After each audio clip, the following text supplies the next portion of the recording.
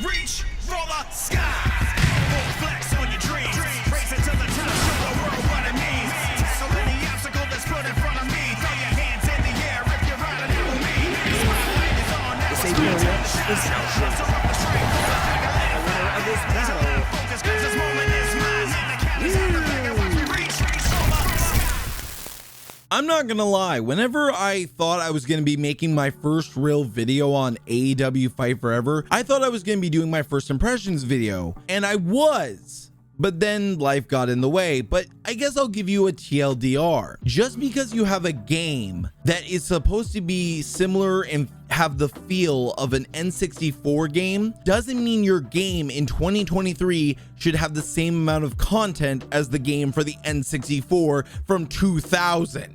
I'm sorry, this ain't it, Chief. This is not what I expected to talk about whenever I did my first real video on AEW Fight Forever. What I expected to be talking about was maybe something really cool, right? Something like them adding multi-man ladder matches, which should have been in the game at launch. Adding something like Blood and Guts, aka War Games, which should have been there at maybe launch, maybe post-launch. Okay, that's fine. Or maybe a cage match, something that actually should have been there at launch, but isn't there, and we have no clue when or if we're ever gonna get it. Or if they wanted to be really innovative and do something really cool and something that's never been done, at least that I know of, add a dog collar match.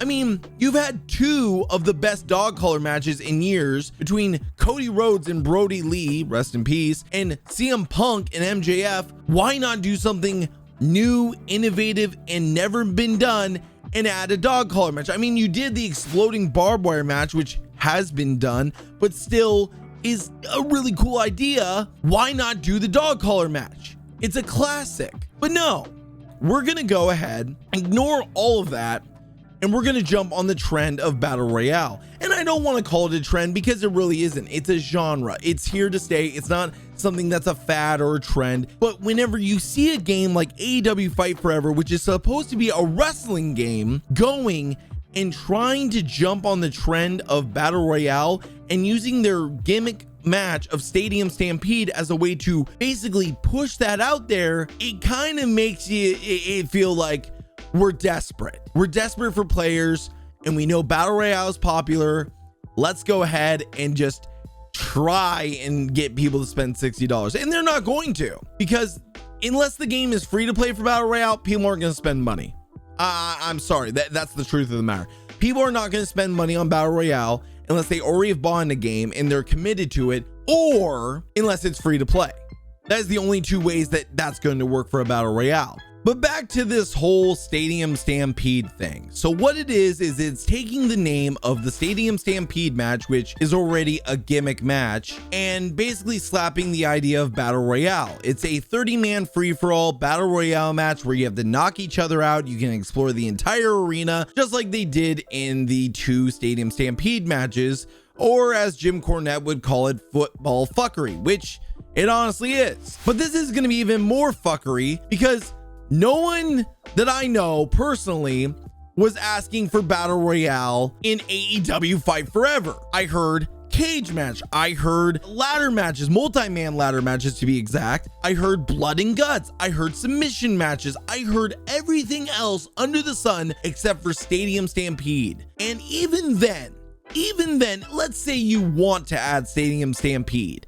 Make it a 5v5 or whatever the actual match was, and make it a match where they have to knock each other out and you have to evade the enemy team throughout the stadium, and make there be recovery times, and the first team to knock the other team out entirely wins or something like that. But no, we're going to try and hope to God we can pull players from Call of Duty and Fortnite and everything else to spend $60 to play our Battle Royale. I'm sorry, THQ Nordic. I'm sorry, Ukes. I'm sorry, AEW. It ain't gonna happen. Unless a streamer gets a free key to play your game and showcases it, it ain't gonna happen. I hate to be the guy to burst your bubble and say this is a bad move, but this is really a bad move because you're doing the same thing that every other game franchise does. You're not going for your key audience. You're not looking at the wrestling audience and saying, that's who we want. That's who we want as our player base. Instead, you're expanding out and trying to hope to God you can pull everyone you can in instead of focusing on improving the content that the wrestling fans want. It's like if Halo went and said, we're gonna make a melee fighter game between the different characters and Spartans. Well, guess what? That's not the genre that Halo is. I mean, hell, they barely were able to pull off the RTS thing, and even then, there was a lot of feedback that said we didn't want an RTS. Did it work out in the end? Yes. But I don't think that's going to be the case with AEW Fight Forever and the Stadium Stampede football fuckery. I don't think so. Now, am I going to give it a shot whenever it does come out and see if it is good, bad, or somewhere in between? Yeah, I am. I'm going to probably live stream it. I don't know if I'll be live streaming it on YouTube due to the fact that right now I'm running into some serious connectivity issues between OBS and YouTube, or YouTube and my internet. I don't know. I'm gonna have to figure that out. But at the end of the day, is this really what people wanted as their first update or their first major content announcement for AEW Fight Forever?